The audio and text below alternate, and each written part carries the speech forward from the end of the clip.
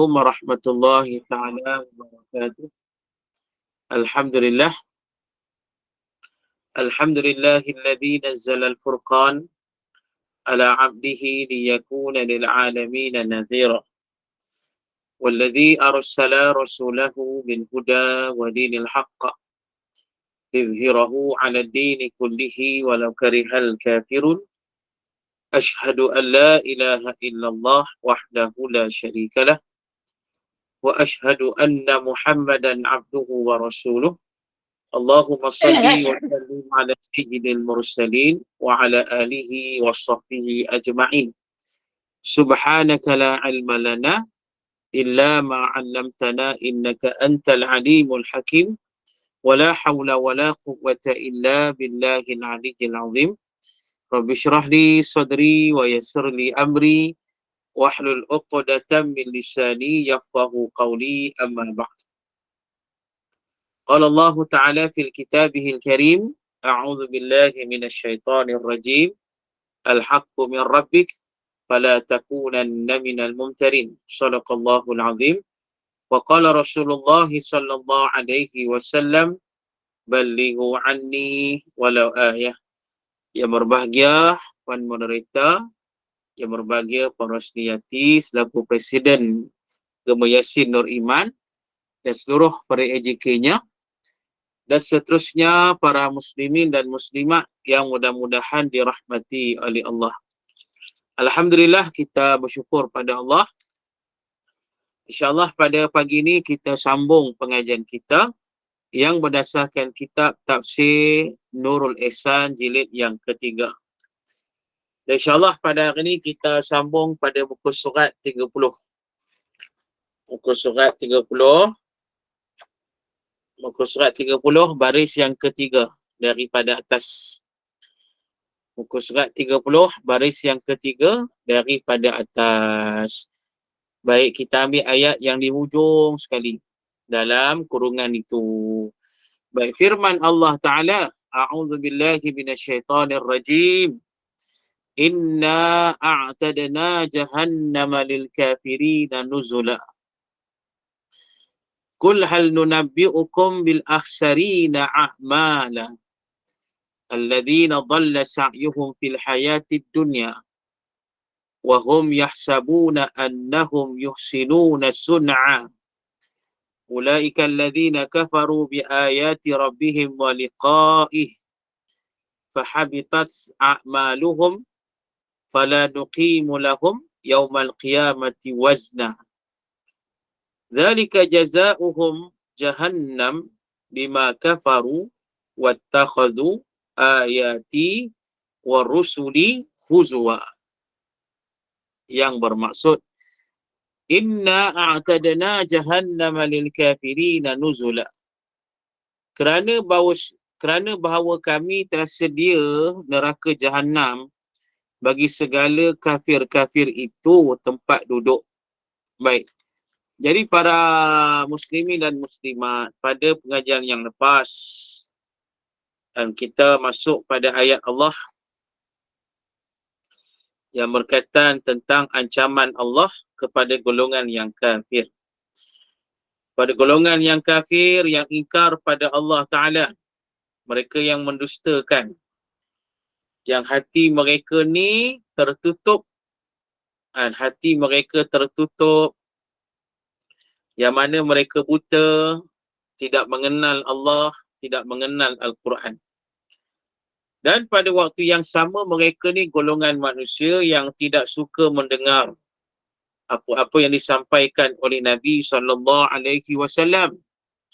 Yang bermaksud bukan hanya berlaku di zaman Nabi, tapi berlakulah di sepanjang zaman. Dan akan ada golongan manusia seperti itu. Golongan manusia yang tak suka mendengar peringatan. Golongan manusia yang tak suka dengar Al-Quran dibaca, hadis-hadis Nabi dibaca. Dia tak suka mendengar segala yang baik yang disampaikan kepadanya. Jadi golongan manusia macam ni memang ada sepanjang zaman, yang bukan hanya di zaman Nabi SAW, Tapi berterusan sampailah di zaman kita pada hari ini. Okey. Dan kemudiannya dijelaskan yang mana Allah Ta'ala menyatakan mereka yang kafir ni, mereka dok sangka mereka boleh ambil kan, selain daripada Allah sebagai penolong mereka. Tu dia. Maknanya mereka, ialah pada waktu yang sama mereka ni mensyirikkan Allah. Mereka dok fikir ada yang lain daripada Allah yang boleh membantu mereka, yang boleh orang kata menyelamatkan mereka, yang boleh menggembirakan mereka dan sebagainya. Mereka fikir macam tu. Maksudnya mereka mensyirikkan Allah dan mereka cuba nak rasa ada yang lain daripada Allah. Jadi sebenarnya sebagai kita orang Islam yang beriman, kita faham dah. Tidak ada yang lain daripada Allah Subhanahu Wa Taala, tidak ada sama sekali. Tu dia. Dan kita berkeyakinan yang boleh menyelamatkan kita, yang hanya boleh melindungi kita, hanyalah Allah Subhanahu Wa Taala. Jadi kalau para muslimat yang dirahmati oleh Allah, kalau kita tengok ayat ni, ayat yang sebelum ni, ayat apa afahasibal ladzina kafaru ayattakhidhu ibadi min duni awliya. Ni ayat apa Siapa ada tahu ayat apa? Ayat yang ke 102. 102. Tengok ayat ni, afahasibal ladzina kafaru ayattakhidhu ibadi min duni awliya. Jadi yang saya nak fokus ni pada perkataan awliya. Baik, awliya ni apa maksud dia? Baik, kalau ikut masuk penuh, afahasibal ladzina kafaru ayattakhidhu ibadi min duni awliya. Adakah orang-orang kafir itu menyangka bahawa mereka dapat menjadikan hamba-hambaku sebagai penolong dan pembantu selain daripadaku? Tu dia. Baik. Jadi pada ayat ni yang dimasukkan awliya itu adalah penolong. Penolong atau pembantu. Baik, jadi ulama tafsir menjelaskan pada kita, bila saja Allah menggunakan perkataan awliya itu, maksudnya bukan pembantu biasa. Bukan pembantu biasa, bukan penolong biasa. Tu dia. Bukan yang kata, orang kata apa, psychic kita lah. Bukan begitu.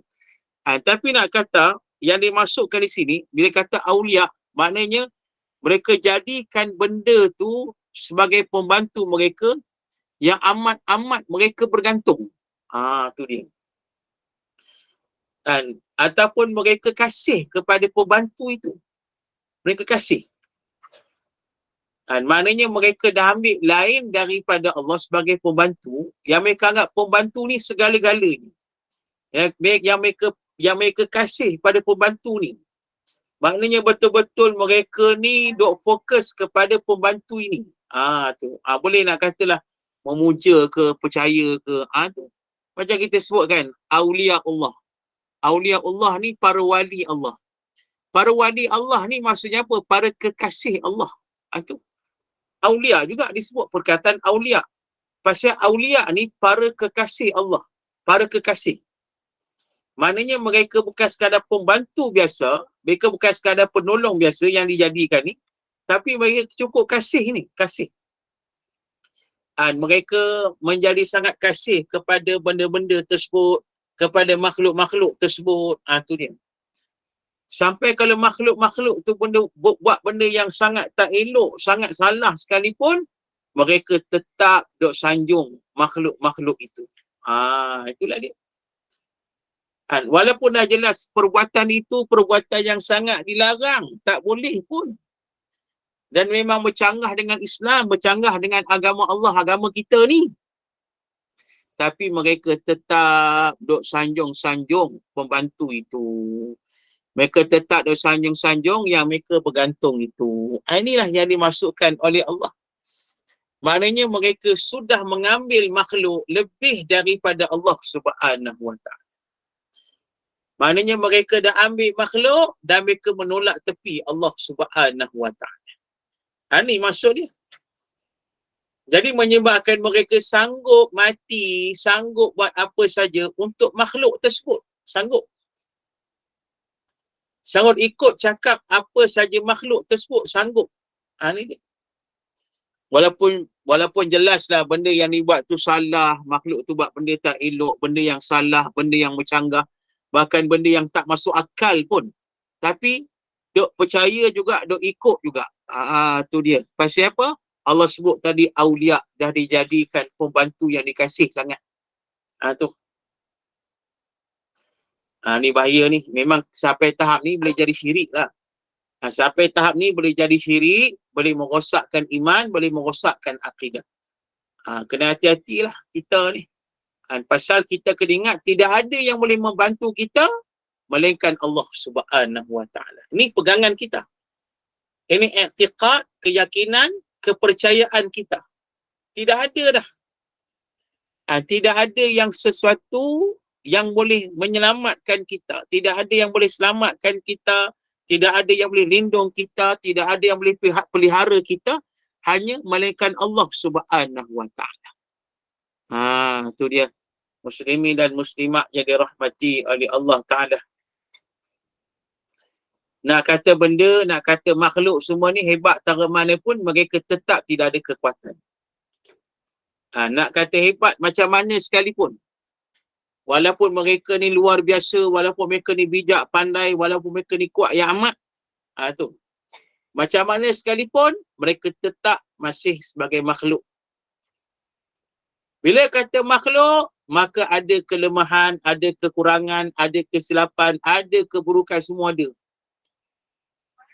Ada orang kata masa tempoh dia. Tu dia. Masa tempoh dia. Mana tiba saat, dia akan hilang. Tiba saat, dia akan mati. Tiba saat, dia akan lemah. Macam tu makhluk. Tapi tidak bagi Allah Subhanahu Wa Taala. Jadi pasal itu, para muslimin dan muslimat, kita faham situ. Baik. Jadi ayat hari ni yang Allah sebut pula, Allah kata inna a'tadna jahannama lil kafirina nuzula. Ayat ni Allah terangkan pada kita, kata Allah, yang mana orang kafir ni, kata Allah, disediakan kan, sesungguhnya Allah telah menyediakan neraka Jahannam bagi orang kafir, tempat tinggal nuzula. Nuzula ni mana tempat tinggal lah. Tempat menginap. Tu. Jadi maknanya Allah nak sebut di sini orang kafir ni kira duduk situ terus lah. Tu maksud dia. Duduk situ terus orang kafir ni. Tu dia. Maknanya dah dibagi tempat tinggal dah orang kafir ni. Iaitu dalam neraka Jahannam. Tu dia. Bila kata dah beri tempat tinggal situ, maknanya mereka dah tak keluar. Tempat tinggal, bukan tempat singgahan. Bukan. Ni orang kata pengakhiran orang kafir ni, itulah kesudahan dia. Allah berikan pada mereka tempat tinggal dalam neraka Jahannam. Dalam neraka Jahannam, kata Allah, yang bermaksud itu tempat tinggal mereka, tempat menginap mereka, di situlah kediaman mereka. Yang bermaksud bukan singgahan dah, maknanya mereka dah tak keluarlah daripada rumah ataupun kediaman tempat tinggal itu. Yang bermaksud mereka akan hidup dalam neraka untuk selama-lamanya. Na'udzubillah. Para muslimin dan muslimat yang dirahmati oleh Allah, ini kata kesudahan bagi golongan yang kafir. Termasuk pada orang Islam yang asalnya tapi dah syirik pada Allah, habis. Sama juga. Sebab bila disyirik pada Allah Ta'ala, maka secara automatiknya terbatal habis akidah. Habis. Ni kata bahaya syirik. Tu dia. Bila saja dia mengambil lain daripada Allah sebagai Tuhan, dia menyembah lain daripada Allah, yang bermaksud dia dah syirik pada Allah. Bila saja dia syirik pada Allah dan mati keadaan macam tu, maka maksudnya dia dah mati dalam keadaan dah terbatal iman, dah terbatal akidah. Bila saja sudah terbatal iman, terbatal akidah, maka secara automatiknya dia akan masuk neraka. akan hidup dalam neraka untuk selama-lamanya. Dah tak keluar dah. Na'udzubillah dah. Jadi pasal itu kita dok mengaji ni, kita usahalah menjaga akidah kita, pelihara iman kita, jaga sungguh-sungguh ni. Tu dia para muslimin dan muslimat. Sebab nak rosak iman, nak rosak akidah boleh. Siapa saja pun boleh jadi macam tu, tak kira siapa. Kadang-kadang tu orang yang hebat pun boleh rosak akidah dia.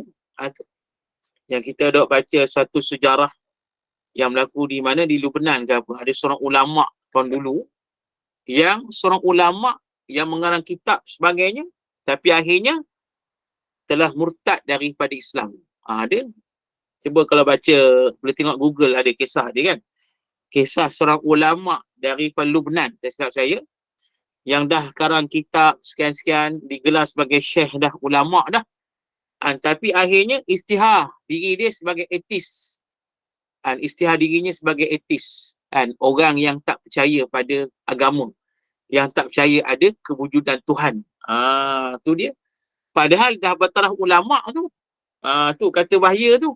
Ni nak kata bila nak rosak akidah, tak kira siapa. Tak kira siapa. Para muslimin dan muslimat yang dirahmati oleh Allah. Kita sebut dah dulu dah kisah Nabi SAW. Antara sejarah menunjukkan antara manusia yang murtad daripada Islam di zaman Nabi siapa? Di antaranya orang yang berada di sisi Nabi. Orang yang jadi setiausaha Nabi. Yang tulis surat untuk Nabi. Bayangkan. Orang yang dekat dengan Nabi SAW. Yang boleh kata hampir setiap hari bertemu dengan Nabi. Tapi boleh murtad daripada Islam. Itu yang berlaku. Bayangkan, orang yang mengiringi Nabi, orang yang bertemu dengan Nabi, orang yang menulis surat untuk Nabi, boleh jadi murtad daripada Islam. Bayangkan. Tu dia. Ini kata sejarah yang berlaku di zaman Nabi SAW. Ini nak menunjukkan pada kita, kalau orang macam tu boleh jadi gitu, lebih lagi zaman sekarang ni. Ni dia. Tu apa? Abdullah Al-Qasimi. Ni yang ulama tu kan. Ulama apa? Yang murtad tu kan. Tu dia. Jadi makna itulah para muslimin dan muslimat nak kata pengajaran pada kita lah. Berhati-hatilah kita. Sebab itu berterusan kita mempelajari ilmu, kita mantapkan ilmu kita berterusan dan berterusan. Kita sentiasa berada dalam jemaah umat Islam ni. Sentiasa berada dengan jemaah orang-orang yang beriman pada Allah. Dan berterusanlah kita berdoa pada Allah. Supaya Allah lindung iman kita, lindung iman keluarga kita, saudara mara kita, semualah minta sangat pada Allah. Baik, seterusnya. Kul hal nunabbi'ukum bil akhsarina a'mala. Kata olehmu ya Muhammad sallallahu alaihi wasallam, adakah kami hendak khabar akan kamu dengan segala orang yang dapat kerugian segala amalan itu? Tu dia. Allah Ta'ala nak beritahu pada kita siapakah orang yang paling rugi amalannya. Tu dia. Nak beritahu ni, siapakah manusia yang paling rugi amalannya. Yang dikatakan rugi amalan ni maksudnya dia beramal tapi dia rugi. Tu nak tahu siapa pula ni. Sebab kata dia beramal, duk buat amalan, duk buat kerja-kerja yang tertentu, tapi dia rugi. Ini apa maksud Allah Ta'ala ni, kita bimbang lah pasal kita ni duk beramal. Kita duk beramal, setiap hari kita beramal ni. Setiap hari kita beramal, setiap hari kita melaksanakan yang diperintahkan oleh Allah Ta'ala. Jadi adakah boleh kita jadi manusia yang rugi pada amalan ni? Duk beramal tapi rugi. Ni kita bimbang ni. Maka Allah terangkan siapa mereka ni. Kata Allah, alladzina dhalla sa'yuhum fil hayatid dunya. Itu segala mereka yang batil amalan mereka itu pada hidup dunia. Dengan sebab tiada beriman dengan Allah dan Rasulnya. tiada manfaat amalan mereka itu di akhirat. Tu dia. Kata Allah, itu orang yang telah sia-sia amalan mereka di dunia. Tu. Alladzina dhalla sa'yuhum fil hayatid dunya. Yang dimasukkan orang yang rugi amalan ni, kata Allah, itu orang yang sia-sia. Kata ulama tafsir kita ni, dia kata mereka yang batil amalan mereka itu. Maknanya mereka melakukan amalan yang sia-sia. Mereka melakukan amalan yang tak diterima oleh Allah Ta'ala. Baik. Jadi para muslimin dan muslimat, ayat ni kalau kita tengok, Allah kata apa? Alladzina dhalla sa'yuhum. Sa'yuhum maksudnya apa? Mereka bersungguh-sungguh. Tu dia. Mereka bersungguh-sungguh melakukan amalan yang sia-sia itu. Mereka bersungguh-sungguh. Jadi nak sebut tadi apa contohnya? Contoh, sebab kalau kita baca tafsir ni, dia kata mereka yang batil amalan mereka itu pada hidup dunia. Maknanya mereka bersungguh-sungguh melakukan kejahatan, itu maksud dia. Mereka bersungguh-sungguh melakukan keburukan, itu maksud dia. Mereka bersungguh-sungguh melakukan maksiat dan kemungkaran, itu maksud dia. Bersungguh-sungguh lah. Tu dia. Mereka buat amalan-amalan ni, mana bukan amalan yang baik. Bukan amalan yang disuruh oleh Allah, bukan amalan yang diperintahkan oleh Allah. Tetapi mereka buat amalan-amalan yang bercanggah. Mereka buat itu satu, kemudian bersungguh-sungguh pula. Tu dia. Nak kata bila buat jahat tu sungguh-sungguh lah. Bila buat maksiat tu sungguh-sungguh. Ni dia. Muslimin dan muslimat yang dirahmati oleh Allah. Saya nak ulang satu perkara. Ini saya dah sebut dulu, saya ulang balik. Sebagai ingatan kita. Pasal memang sunnah kita mengaji macam tu. Sebab kata sahabat Nabi Rasulullah SAW, bila mengajar kami ini sesuatu ilmu, Nabi akan ulang ilmu yang sama berkali-kali. Paling kurang sebanyak 3 kali. Kadang-kadang tu lebih Nabi ulang ilmu yang sama. Sebagai nak bagi peringatan, nak bagi mantap ni. Tu dia. Jadi muslimin dan muslimat yang dirahmati oleh Allah Ta'ala, yang disebut dalam kitab Tajul Urus, menerangkan pada kita pasal 5 sifat umat Nabi SAW. Yang menerangkan pada kita 5 sifat umat Nabi Muhammad SAW. Yang bermaksud, nak sebut di sini, bila kata umat Nabi, kita laksanakan 5 perkara ni. Buatlah 5 perkara ni. Apa dia? Yang pertama sekali, kata ulama kitab tersebut, Syekh Atha'illah Iskandari rahimahullah, dia kata iaitu umat Nabi ni, yang pertama sekali, dia redha dengan rezeki Allah. Dia redha dengan rezeki Allah, dengan nikmat Allah, walaupun sedikit. Itu yang pertama. Dia redha lah. Dia redha dengan rezeki yang Allah kurniakan kepada mereka. Walaupun sedikit sekalipun dia tetap redha pada Allah, tetap bersyukur pada Allah Subhanahu wa Ta'ala. Tu muslimin dan muslimat yang dirahmati oleh Allah Ta'ala. Tu dia. Maknanya Allah bagi rezeki tu. Dia tahu Allah tetap bagi rezeki ke dia. Walaupun sikit, tetap rezeki tu datang daripada Allah. Maka dia tetap bersyukur, tetap redha kepada Allah. Ni kata umat Nabi SAW. Tu dia. Maknanya banyak pun dia bersyukur, sedikit pun dia bersyukur dan redha. Ni orang yang hebat lah. Tu muslimin dan muslimat. Kita kena macam tu lah. Jangan masa banyak, alhamdulillah syukur sangat. Bila sikit, kita mengeluh. Mengeluh sana, mengeluh situ. Kita ni dok cakap macam-macam. Pasal macam tak redha dengan rezeki dan nikmat yang Allah kurniakan pada kita. Tak bolehlah macam tu.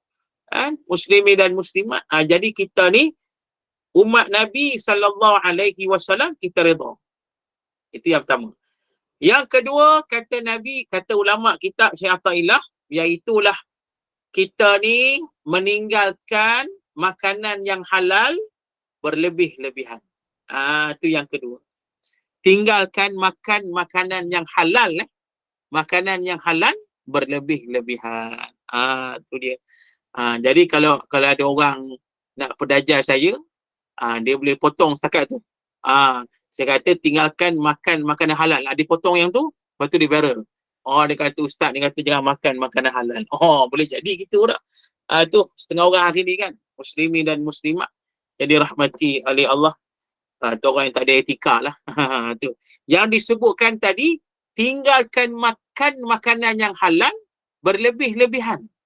Maksudnya apa? Maksudnya para muslimin dan muslimat, antaranya ialah tidak melakukan pembaziran. Tu dia. Jangan buat pembaziran lah. Tu. Jangan buat pembaziran. Muslimin dan muslimat yang dirahmati oleh Allah. Kita nak makan yang halal, makan lah. Tak apa, yang halal kan. Makan. Tak ada masalah benda tu. Makan yang halal, yang baik, sangat baik tu. Boleh makan. Cuma yang tak boleh tu, berlebih-lebihan. Melakunya pembaziran. Itu yang salah. Wala tusrifu. Jangan berlebih-lebihan, kata Allah. Kan disebut ayat yang terkenal apa yang kata Allah, la tubazir tabzira innal mubazirin kanu ikhwana syayatin. Kata Allah, jangan membazir-bazir ni, jangan. Pasal sesungguhnya pembaziran itu saudara syaitan. Pembaziran tu saudara syaitan. Muslimin dan muslimat, satu hari di zaman Nabi SAW, adalah, ini ceritanya panjang lah, kita ringkaskan. Ada beberapa sahabat Nabi yang jauh. Nabi tak nak jumpa sahabat ni sebelum ni. Tapi mereka ni memang masuk Islam dah. Mereka masuk Islam daripada tangan utusan Nabi. Sebab Nabi bila dah jadi pemerintah di Madinah, Nabi hantar sahabat-sahabat pergi dekat kawasan tu, pergi kat kawasan ni untuk berdakwah. Jadi mereka ni mendapat Islam daripada utusan Nabi SAW. Jadi mereka ni masa tu kira dalam masa beberapa tahun mereka tak pernah bertemu dengan Nabi SAW. Tapi Islam dah beriman sungguh. Jadi satu hari ni dapat peluang, mereka dok pergi ke Madinah, dapatlah bertemu dengan Nabi SAW. Maka dok sembang lah dengan Nabi, dok sembang ni cerita panjang lah, macam-macam cerita dia. Tapi nak kata dok sembang ni, maka dok ceritalah, Nabi tanya amalan yang ni buat, macam mana mereka sebutlah amalan tu, amalan ni mereka buat. Okey, Nabi kata cantik tu, bagus. Buat macam-macam amalan dah, cantik lah, cantik. Tu. Cuma Nabi kata tambah sikit lagi. Apa dia? Tambah sikit lagi Nabi kata, buat yang ni sempurna, cantik, komplito. Nabi sebut, kalau betul lah. Baik, jadi sikit lagi Nabi kata, buat lain kamu dah buat dah cantik tu. Cuma tambah sikit je lagi. Buat sikit lagi yang ni, cantik, Nabi kata, sempurna. Jadi sahabat Nabi ni tanyalah, apa benda wahai Rasulullah yang sikit lagi tu? Maka kata Nabi SAW, Nabi kata, bila nak makan, ambil makanan yang kita nak makan je. Jangan lebih, jangan membazir. Kemudian Nabi kata, bila buat rumah, pastikan rumah tu kita duduk. Jangan buat rumah, lepas tu tinggal gitu je. Tu. Maknanya Nabi nak kata sini, nak bagi cantik sempurna amalan kita, jangan melakukan pembaziran. Itu dia. Itu maksud Nabi SAW. Ni. Jadi maknanya nak kata pembaziran ni benda besar, bukan benda kecil. Tu. Kena faham situ. Sampai Nabi kata, tinggalkan sifat pembaziran, sempurna amalan kita, cantiklah amalan kita. InsyaAllah. Jadi jangan buat pembaziran. Kita nak makan dekat kedai, bagi order yang cukup. Order yang cukup kita makan. Jangan order berlebih-lebihan, lepas tu tak makan. Tu. Kalau kita baca satu kitab hadis yang bertajuk Tajzibul Atraf fi Syarhi Mukhtar al-Ahadis, dan kitab ini ada satu hadis Nabi SAW. Nabi kata, kalau kita 5 orang nak makan, order makanan untuk 3 atau 4. Tu dia, Nabi sebut tu. Nabi kata, kalau kita nak makan, kita order makan untuk 3 atau 4. Ni. Kalau kita nak makan menu yang sama lah. Tu maksud dia. Nak makan menu yang sama, order makanan tu, kan, kalau 5 orang datang makan, order Nabi kata untuk 3 atau 4 orang. Pasal apa Nabi ajar macam tu? Pasal jangan buat pembaziran. Itu dia. Muslimin dan muslimat yang dirahmati oleh Allah Ta'ala. Tu dia. Sebab orang kita suka buat pembaziran tu, masalah tu. Bila order macam-macam, lepas tu tak makan. Tak makan. Ayolah, macam keduri kahwin kan. Ambil macam-macam makanan, ambil semua kat buffet tu. Lepas tu makan sikit saja. Lepas tu lain tu habis tak makan. Berlakulah pembaziran. Ni benda tu dilarang. Allah sebut dah perbuatan ini saudara syaitan ni, kata Allah. Jadi maknanya muslimi dan muslimat yang dirahmati oleh Allah. Betul. Kita masuk bulan Ramadan ni, dekat dah ni. Jadi kita ni nak buat majlis iftar, janganlah berlakunya pembaziran. Saya pernah dengar dalam radio kan, radio mana dah. Dia duk cerita pasal apa? Pasal sampah dekat negara kita lah. Maknanya orang ni kerja tu lah, dia mungkin dia ni lah, tak tahulah dia punya jabatan dia.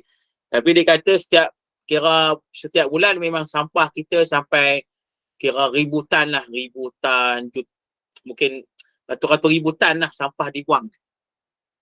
Tapi dia kata sampah tu makin bertambah. Makin bertambah sampah tu, terutama makanan pada bulan Ramadan. Bulan Ramadan tu makin bertambah sampah tu. Sampah makanan tu makin bertambah.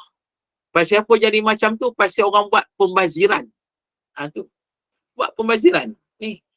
Kadang-kadang beli dekat bazar Ramadan kan. Sebab pergi turun bazar Ramadan, dalam keadaan lapar kan. Dalam keadaan perut kosong. Tengok makanan macam-macam, memang beli sungguh-sungguh lah. Tengok orang tu bakar kan, keluar asap dia, bau pun mengasyikkan. Memang belilah. Tu orang kata tak, berniaga di pasar Ramadan, berniaga apa saja. Berniaga apa saja, orang beli punya. Tu dia. Orang duk beli apa, orang duk jual batu pun dekat pasar Ramadan, orang beli. Tu. Orang jual batu bakar kan. Sambil duk bakar batu tu, orang tanya, ni jual apa ni? Batu bakar. Okey, bagi 3. Tu. Beli juga muslimin dan muslimat. Pasal apa? Pasal, yelah dalam keadaan kita lapar ni. Tu. Bila beli semua ni, balik-balik bila buka puasa, tak larat nak makan semua. Tu. Akhirnya berlakulah pembaziran. Itu yang tak boleh. Dah. Jadi ni kena ingat lah. Kita kena ingat. Kita kena ingat. Jangan buat pembaziran. Lebih lagi di bulan Ramadan ni. Bulan Ramadan ni. Nak beli banyak-banyak boleh. Tapi sedekah ke orang. Itu cantik. Kita rasa nak beli banyak-banyak kan. Belilah tak apa. Lepas tu sedekah ke orang. Itu cantik. Itu bagus. Bagi orang lain untuk buka puasa kan. Sebab Nabi dah katakan besar kelebihan dia. Kelebihan kita beri makan orang buka puasa ni. Boleh lah. Muslimin dan muslimat. Tapi ingat para muslimin muslimat, kalau nak buat majlis buffet, yang penting apa dia? Jemput saya. Tu. Kalau tak jemput saya, terbatal lah majlis buffet tersebut. Tu dia. Tu muslimin dan muslimat yang dirahmati oleh Allah. Baik. Gurau je lah. InsyaAllah. Okey. Jadi itu yang kedua. Kembali balik. Sifat umat Nabi ni jangan buat pembaziran. Yang ketiga, kata ulama tadi, Syekh Athaillah dan kitab Tajuk Urus, dia kata apa? Dia kata sifat umat Nabi SAW, iaitulah mereka meninggalkan apa saja bentuk kezaliman. Apa saja bentuk zalim, mereka tinggalkan, mereka jauhkan. Apa saja. Sekecil-kecil perkara yang kata zalim ni, mereka tinggalkan. Sampai sebesar-besar perkara lagi lah, mereka tinggalkan. Apa saja bentuk kezaliman, sama ada penganiayaan ke, penindasan ke, mendustakan Quran dan hadis ke, tak kira lah. Bila kata zalim, mereka tinggalkan. Ini yang ketiga. Kemudian yang keempat, kata ulama, Al-Ta'ila Iskandari rahimahullah, dia kata, yang dimasukkan sifat umat Nabi yang keempat, iaitulah mereka ini tidak mengabaikan orang-orang jahil. Itu dia. Tidak mengabaikan orang-orang jahil. Maksudnya apa? Kita ni, kalau orang jahil, perlukan bimbingan kita bimbinglah. Itu dia. Ni maksud dia. Bila orang jahil, perlukan bimbingan kita, kita bimbing dia. Macam yang ada hari ni lah, para muslimi dan muslimat dalam grup Yasin Nur Iman ni. Tu mengaji setiap hari dah. Bertahun-tahun. Mengaji sehari pula. 2-3 kuliah pengajian tu. Masya Allah. Maksudnya nak kata tuan-tuan dan puan-puan ni, ilmu dah banyak dah. Tu dia. Orang tahu pula tuan-tuan puan-puan mengaji lah banyak ni, orang akan carilah, cari minta ilmu sikit, minta nasihat sikit, minta bimbingan sikit. Tu dia. Jadi kalau orang datang macam tu pada kita, jangan kita abaikan mereka, jangan. Pasal mereka perlukan bimbingan kita. Tu muslimi dan muslimat yang dirahmati oleh Allah. Sebab kita dah ada ilmu. Sampai kan? Daripada subuh tadi mengaji kan? Dengan tazkirah ustaz sekian-sekian. Lepas kuliah saya ni ada lagi kuliah lain pula. Tu dia. Mengaji macam-macam kitab. Kira nak bahas tu, kira pakar lah. Tu dia. Kalau ustaz-ustaz tak boleh mari mengajar ni, kalau ustaz-ustaz hari ni ada masalah keuzuran, tak boleh mengajar ke apa, tuan-tuan puan-puan boleh ganti lah. Tu kan? Boleh kan? Mana tahu tiba-tiba kan? Ada ustaz tak dapat nak online ni. Jadi tiba-tiba Pak Rosli Hati kata, tak apa saya boleh. Tu pasal dah mengaji lama dah. Boleh lah tu. InsyaAllah. Kan? Muslimi dan muslimat. Jadi mana sebut tadi, bila orang datang pada kita, minta ilmu, minta nasihat, minta bimbingan, kita sampaikan takat mana yang kita boleh. Tu. Takat mana yang kita boleh nak macam apa, macam puan moderator ni apa nama? Apa nama puan nama moderator? Munira. Munira kan. Munira. Boleh kan? Boleh lah tu. Ni macam puan ni apa? Azrina puan Azrina kan. Anak murid. Boleh. Boleh lah tu. Jadi maknanya boleh dah pasal ada ilmu dah. Maknanya orang datang minta nasihat, kita sampaikan takat mana yang boleh. Jangan kita biarkan orang dalam keadaan kejahilan. Jangan. Tu. Kalau sekiranya kita tak nak orang minta ilmu kita, padahal kita reti, orang minta nasihat kita, padahal kita reti, tapi kita tak nak sampaikan, maka menyebabkan orang itu terus jadi jahil, dia buat dosa pula, maka kita akan tanggung dosa tersebut. Berat tu. Jadi kita sampaikan takat mana yang boleh.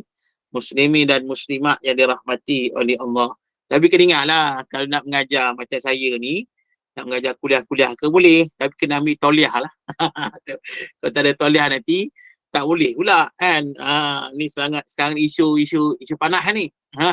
Isu panas pasal tauliah mengajar ni. Tu muslimi dan muslimat yang dirahmati oleh Allah.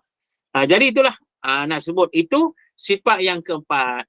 Adapun sifat yang kelima, tu sifat yang kelima umat Nabi SAW, iaitulah ulama jelaskan pada kita, umat Nabi Muhammad SAW, mereka meninggalkan apa saja amalan ataupun perkara-perkara yang sia-sia. Tu ni kaitan yang kita baca hari ni. Umat Nabi yang sebenar, kata Syekh Athaillah Askandari rahimahullah, iaitu mereka meninggalkan apa saja perbuatan, amalan, perkara-perkara yang sia-sia, yang tidak mendatangkan manfaat, bahkan mendatangkan kemudaratan, yang mendatangkan dosa. Tu. Jadi maknanya muslimi dan muslimat yang dirahmati oleh Allah, mereka tinggalkan apa saja. Tinggalkan. Pasal mereka tahu buat macam ni, buat cara mana pun bersungguh, tetap tak dapat pahala. Buat macam mana sekalipun, apa orang kata sungguh-sungguh ni, kata nampak beria sungguh, tapi bila kata sia-sia, tak dapat pahala, bahkan dosa semata. Jadi kita nak faham lebih lagi apa dia. Kita baca firman Allah seterusnya. Wahum yahsabuna annahum yuhsinuna sun'a. Ini berat ni.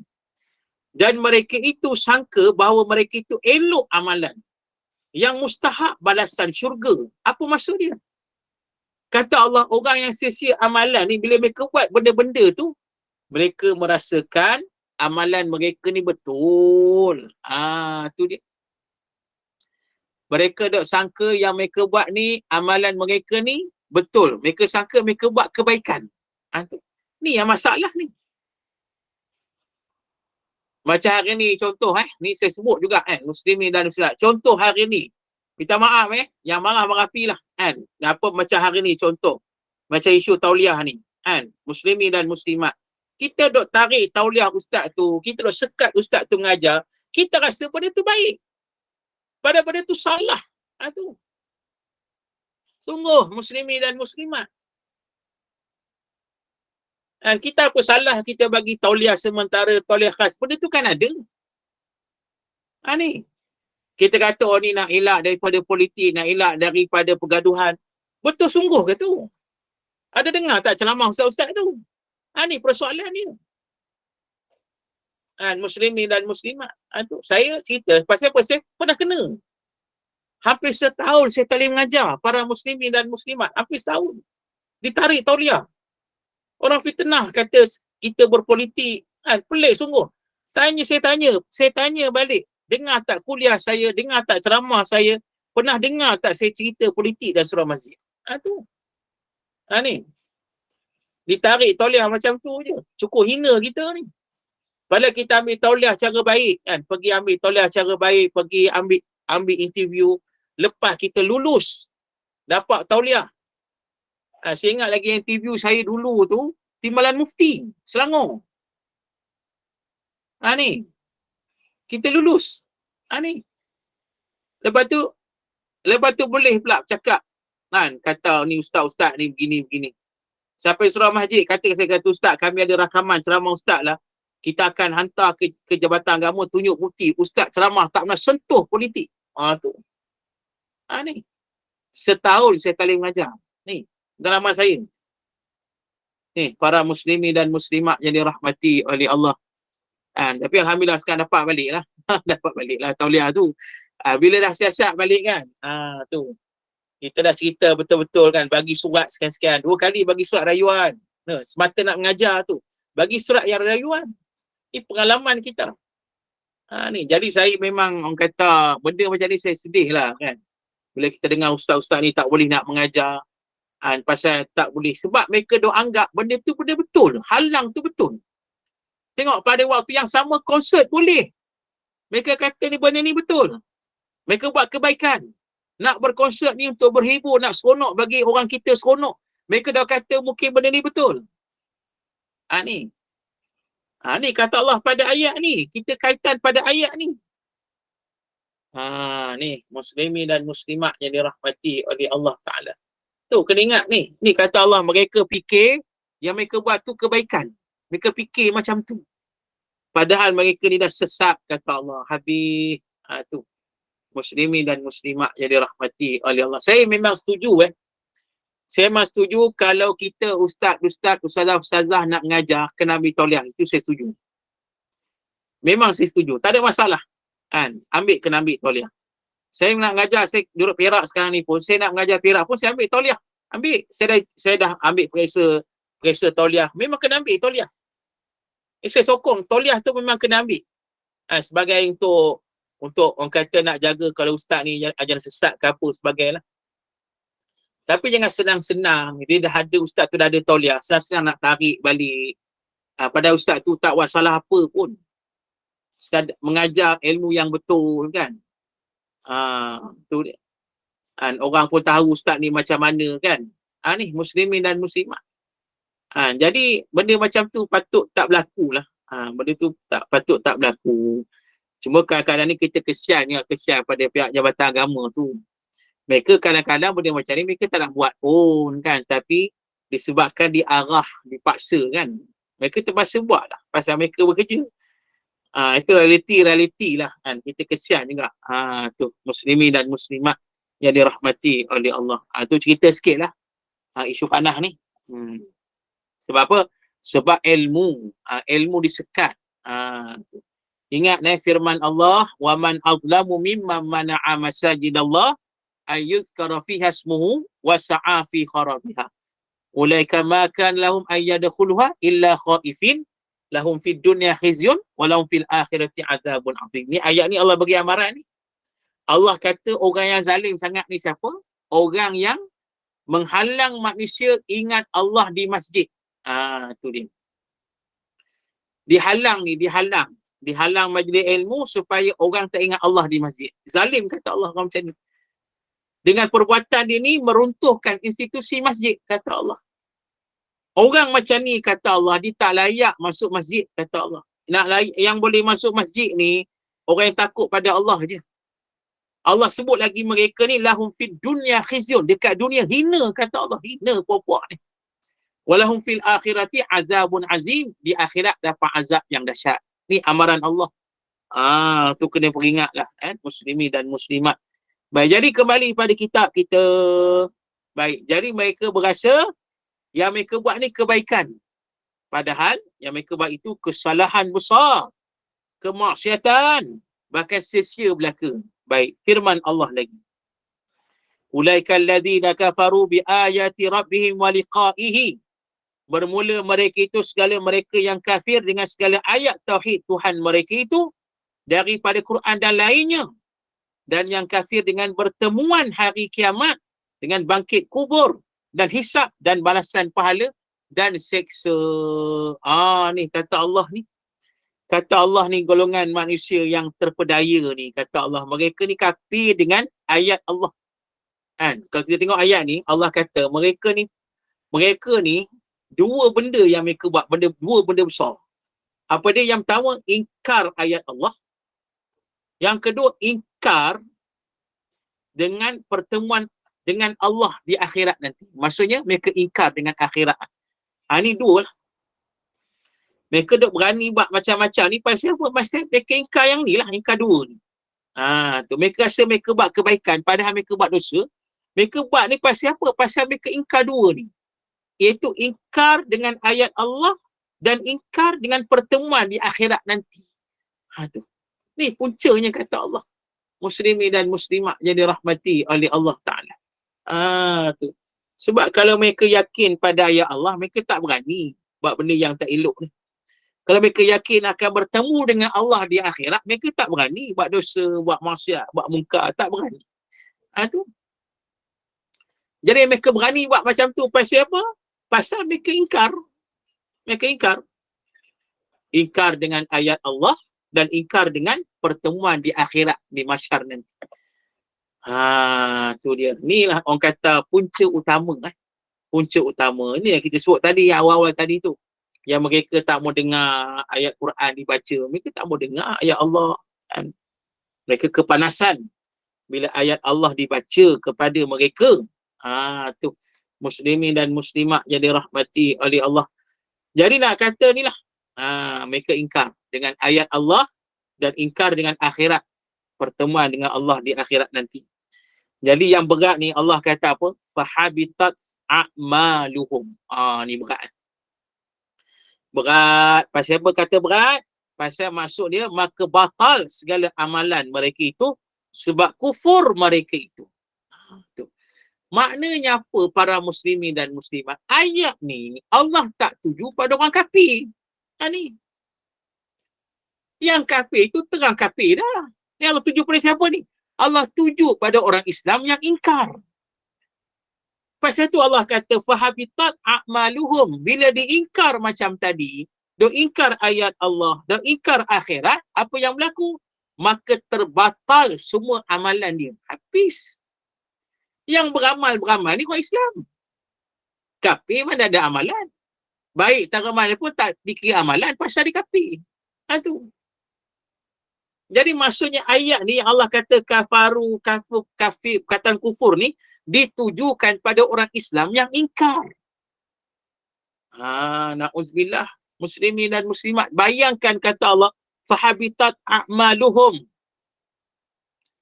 Habis terbatal amalan mereka ni. Habis terbatal. Mana mereka beramal puluh tahun dengan sembahyang, dengan ibadat macam-macam buat. Bila buat perangai macam tadi, kufur dengan ayat Allah, kufur dengan hari akhirat, akhirnya semua amalan tadi terbatal, habis. Tu dia. Ni berat ni. Muslimin dan muslimat, bukan main-main ni. Ni Allah nak kata boleh jadi macam tu ni, pada orang Islam ni boleh jadi. Tu. Ni kita sebut awal tadi, jaga iman kita, jaga akidah kita, jaga semua. Boleh jadi macam tadi ni, macam ni. Boleh terbatal habis amalan tu, habis. Ni. Bila kata terbatal amalan, jadi kafir lah. Tu. Bila terbatal amalan, habis lah. Tu. Mana habis, dah tak ada satu amalan pun, tak ada, dah habis. Terbatal semua, habis. Tu. Ni dia. Jadi para muslimin dan muslimat, ada ulama kata apa? Maknanya tak ada nilai lah amalan mereka ni. Fala nuqimu lahum yaumal qiyamati wazna. Maka tiada kami diri bagi mereka itu hari kiamat itu timbang. Yani orang yang mati kafir tiada hisab dan tiada timbang. Kerana tiada amalan bagi mereka itu, hanya terus ke neraka. Inilah berat dia. Allah kata pada ayat ni, bila dah terbatal amalan, kata Allah pada ayat ni di tafsir tadi, dia kata Allah kata kami, maknanya akhirat nanti kami dah tak timbang lah amalan puak-puak ni. Tak timbang lah. Pasal apa tak timbang? Pasal tak ada amalan dah. Jadi orang kafir macam tu. Maknanya apa dia kata sini? Orang yang mati kafir, dia tak dihisap dan tak ditimbang. Pasal apa tak dihisap, tak ditimbang? Pasal orang kafir ni tak ada amalan, dah habis. Memang tak ada amalan. Maknanya mereka akan terus masuk neraka. Tu. Oh, berat tu. Muslimin dan muslimat yang dirahmati oleh Allah. Berat sangat. Ni. Mana tak ada. Memang kita bacakan hadis Rasulullah kata orang kafir bangkit di mahsyar, malaikat tarik masuk campak neraka. Ambil tarik masuk neraka. Macam itulah orang yang telah terbatal amalannya. Habis. Mana jadi kafir lah dia. Pasal apa? Pasal kufur dengan ayat Allah, kufur dengan akhirat. Jadi kafir. Na'udzubillah. Ini ingatan Allah kepada kita ni. Para muslimin dan muslimat jadi rahmati oleh Allah. Maka dah tak perlu ditimbang, kata Allah, amalan mereka. Tak perlu ditimbang. Pasal tak ada amalan dah. Tak ada amalan dah. Maka apa yang berlaku? Malaikat ambil, campak masuk neraka terus. Tu dia. Itu kesudahan mereka. Kata Allah, zalika jazaohum jahannam. Bermula yang demikian itu, balasan mereka itu neraka jahannam. Bima kafaru wattakhadhu ayati wa rusuli huzwa. Tengok. Dengan sebab kafir mereka itu dan ambil mereka itu akan ayat Quran aku dan Rasul aku perbuat olok-olok. Tengok. Inilah perangai manusia ni. Inilah balasan dia. Pasal apa? Pasal dekat dunia dahulu bukan sekadar kufur. Bahkan mereka ambil ayat Quran, mereka ambil hadis Rasul, kemudian mereka senda-senda. Ni yang berat ni. Dok main-mainkan. Yang Quran kata macam ni, mereka permainkan Quran. Yang Nabi kata macam ni, mereka permainkan. Mereka senda-senda, mereka olok-olok ayat Allah dan hadis-hadis Nabi SAW. Ni berat sangat. Bila kita sampaikan Quran, dia tak nak terima. Dia kata, alah kau ni macam bagus sangat lah. Dok kata gitulah, macam-macam lah kata Quran. Bukan betul sangat pun. Tu. Kata macam tu.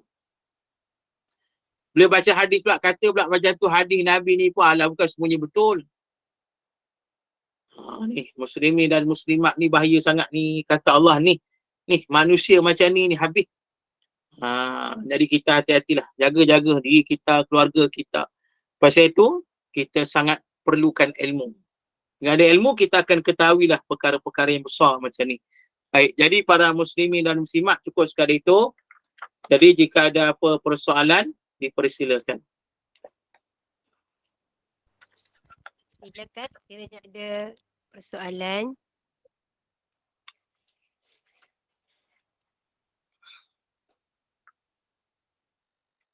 Ada soalan? Assalamualaikum Ustaz. Assalamualaikum warahmatullahi. Ustaz, orang yang tak dapat konsisten dalam amal, on off maknanya. duduk dalam keadaan sia-sia atau macam mana Ustaz? Baik, jadi para muslimin dan muslimat yang dirahmati oleh Allah. Ada setengah orang dia tidak konsisten dalam amalan mereka. On off lah disebut tadi. Kejap buat, kejap tak buat. Jadi dalam bab ini ulama pun ada yang membahaskan. Dia tidak boleh dikategorikan mensia-siakan amalan. Sebab dia benar-benar beramal. Cuma dia tak konsisten. Tu dia. Jadi kerana itu, dia tetap ada kekurangan. Tetap ada kekurangan. InsyaAllah, jika dia buat semua tu kerana Allah,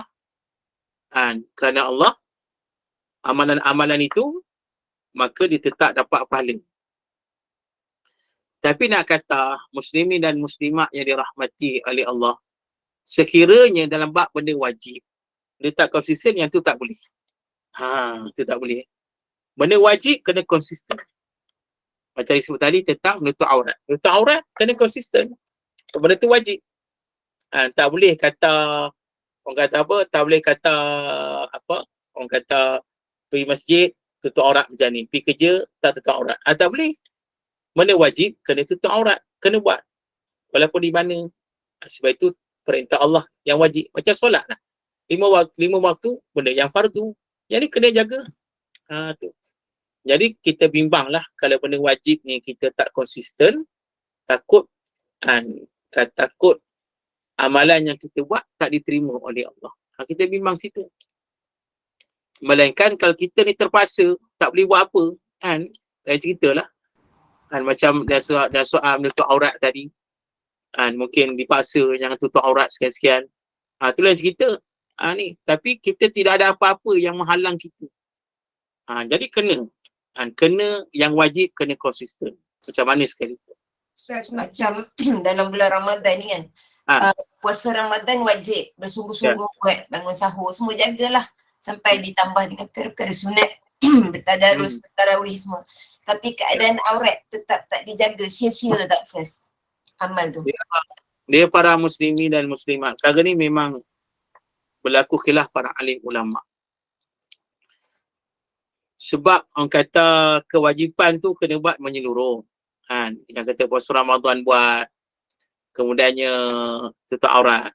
Cuma ulama kata kalau sekiranya yang wajib tak buat, yang sunat buat, jadi takut yang sunat tu Allah tak terima. Tu masalah. Macam disebut tadilah, kita ni Masya Allah, bila masuk bulan Ramadan, puasa okeylah, wajib tu cantik, Alhamdulillah. Kemudiannya tarawih pun buat, tak miss, Alhamdulillah, sunat tu. Tapi sembahyang wajib tak buat. Tu dia. Cari pasal. Sembahyang wajib tak buat, jadi dikhawatiri sembahyang tarawih tadi yang sunat buat tu, takut Allah tak terima lah. Tu yang bimbang tu. Dia boleh jadi sia-sia lah. Jadi pasal tu kita ni betulkan balik. Yang wajib tu kena buat. Kena buat. Semacam hari ni contoh, orang kita ni ialah bila masuk Ramadan tarawih, asyik-asyik nak bergaduh pasal tarawih. 8 ke, 20 ke. Sampai yang kata majlis surah pun duk berbalah ni nak buat 8 ke 20, tak habis-habis. Padahal sembahyang fardu tu, orang tak mari pun masjid. Sembahyang fardu tu. Sembahyang fardu tu orang tak sembahyang pun kita tak heran. Itu tak betul. Jadi pasal itu muslimin dan muslimat, kita kena peringatkan orang lah. Lebih lagi bulan Ramadan ni peluang kita supaya utamakan yang wajib itu. Wajib. Utamakan. Utamakan yang wajib. Kemudian kita buat yang sunat. InsyaAllah lah.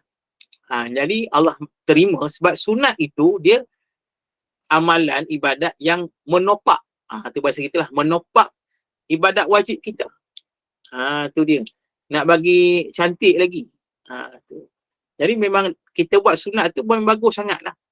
Cumanya nak kata wajib kita jaga. Itu paling penting. Wallahu'alam. Assalamualaikum Ustaz. Saya nak tanya pasal orang yang menyembah apa tu, syirik lah, menyembah bahala tu. Kalau dia bertobat nasuha, Allah terima tak? Okey. Satu persoalan. Orang yang syirik menyembah berhala ataupun syirik sebab sihir ke apa benda lah, syirik besar ni. Tiba satu saat dia insaf, dia bertaubat, buat taubat nasuha. Persoalannya, bolehkah taubatnya diterima oleh Allah? Okey, saya nak tanya dulu. Boleh tak boleh? Itulah saya nak tahu tu. Tak apa. Yang bertanya tak apa. Yang saya nak tanya yang lain ni. Yang lain. Yang bertanya memang tak tahu.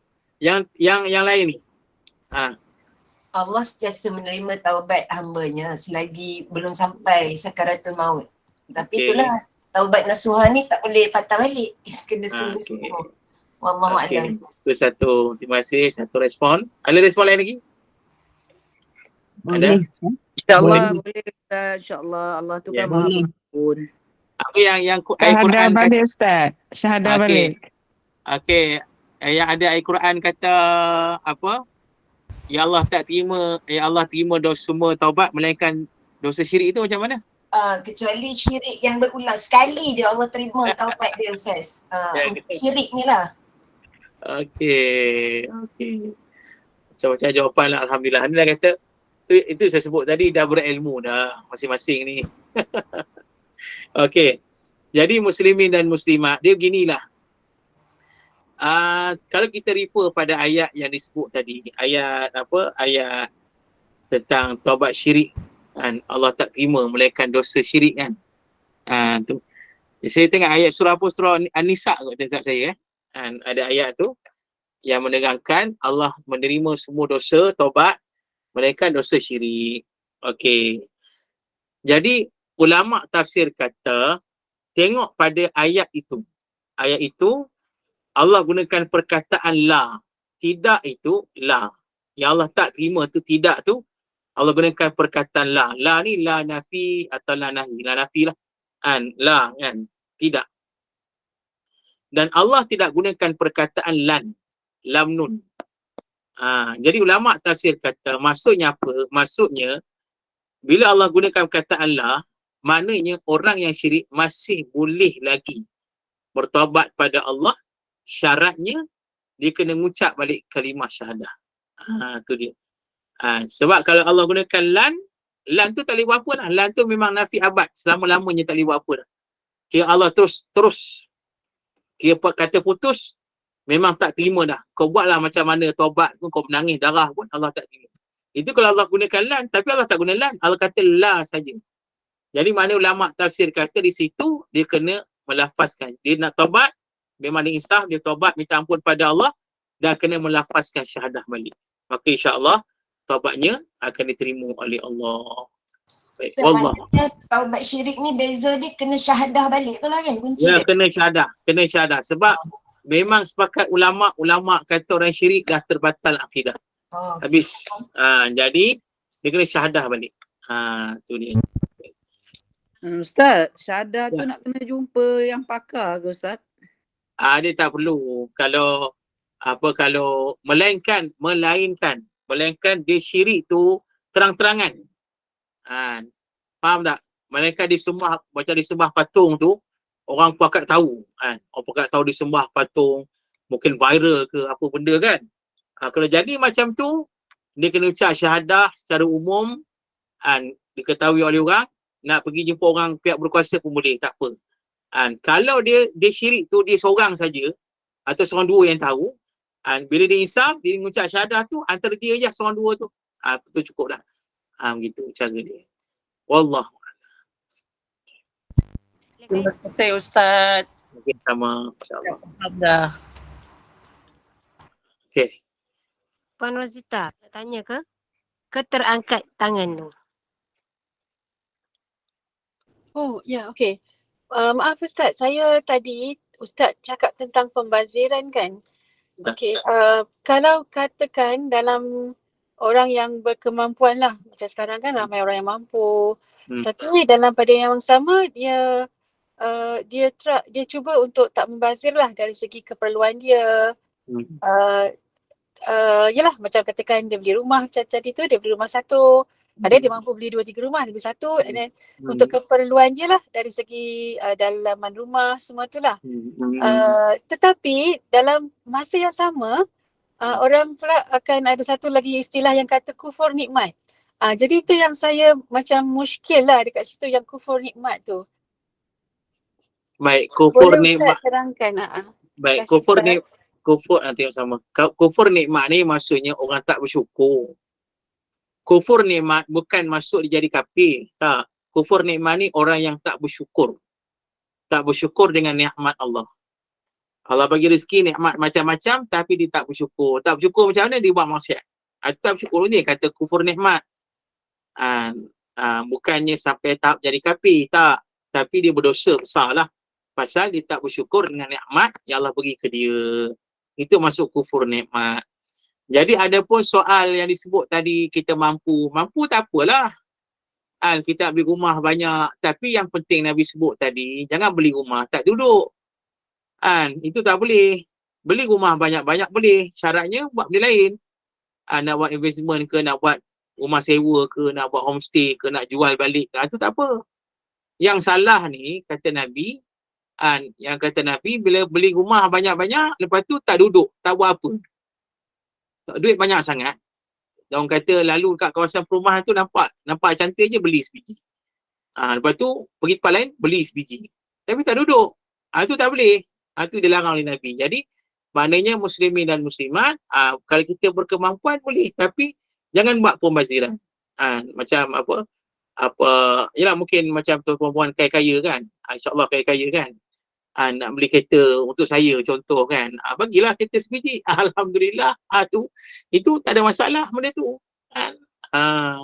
Jadi maknanya muslimin dan muslimat, pokoknya jangan buat pembaziran. Pembaziran ni benda yang kita ambil, kita beli tapi kita tak guna ataupun kita buang macam tu saja. Ini yang dilarang. Jadi kufur nikmat tadi maksudnya orang yang tak bersyukur. Bila buat pembaziran, dia termasuk kategori kufur nikmat, termasuk. Bila buat pembaziran kan, dia beli makanan macam-macam tak makan. Ini termasuk kufur nikmat. Yang bermaksud dia tak bersyukur pada nikmat yang Allah bagi ke dia. Tu kena ingatlah, kita bimbang, takut-takut bila kita buat macam tu selalu, hilang keberkatan, kemudian Allah tarik rezeki kita. Lagi masalah. Baik, wallahu a'lam. Ustaz, makna sikit lagi. Dalam ayat 104 tadi, orang yang sia-sia perbuatannya tu termasuk dalam orang yang kufur nikmat ni lah kan? Sebab yang ayat tu dia bukan mengatakan orang kafir, betul tak? Dia termasuk kufur nikmat lah. Baik. Baik. Okay. Faham jelas Ustaz. Sebab saya nak share, ada satu insiden. Sangat simple lah naik lift, tapi kami beberapa orang tak nak naik lift. Lift kosong lah, agak lapang, tapi ada beberapa orang. Jadi dengar satu statement. Orang ni pun orang yang agak ni lah kan. Kita hormat juga. So dia, tak tahulah gurau ke apa, tapi saya yang lurus kot, saya terima tu statement tu. Tak nak masuk, kufur nikmat. Lepas tu semenjak tu saya rasa macam definisi tu macam itulah, ada tapi tak nak gunakan, macam tu lah. Tu saya mungkin saya lurus, saya terima macam tu kot statement tu. Tapi saya faham, Ustaz jelaskan ni. Alhamdulillah. Terima kasih, Alhamdulillah. Sama. Gurau senda tu. Biasalah tu. Okey, insyaAllah. Okey, kalau tak ada lagi kita tutup. Ada lagi ke? Soalan? Ambil lah kot. Saya ada kuliah lagi lepas ni. Ya, baik. Alhamdulillah. Jazakumullah khairan jazak. Barakallahu fikum. Mudah-mudahan kita mengambil ibrah lah dari surah Al-Kahf pagi ini. Apapun ada ilmu, beramal dengan ilmu. Mudah-mudahan bertambah kefahaman kita dalam urusan agama. Mudah-mudahan Allah kurniakan limpah rahmat kepada kita. Terima kasih kepada iman, sahabat-sahabat pencinta ilmu yang mengimarahkan kuliah kita setiap hari. Kuliah asar hari ini bersama dengan Adik Muhammad Aziz. Jadi suara tenggelam terus. Masya Allah, maaf. Pada dengan ini kita mewakili agama Nabi Iman kiranya ada sebab kekurangan dan kesilapan yang itu datang daripada Allah dan kerana sendiri kita tangguh kuliah kita untuk majlis semua sekali lagi akan untuk membacakan tasbih Quran. Silakan. Subhanakallah wa bihamdika asyhadu an la ilaha illa anta astaghfiruka wa atubu ilaik.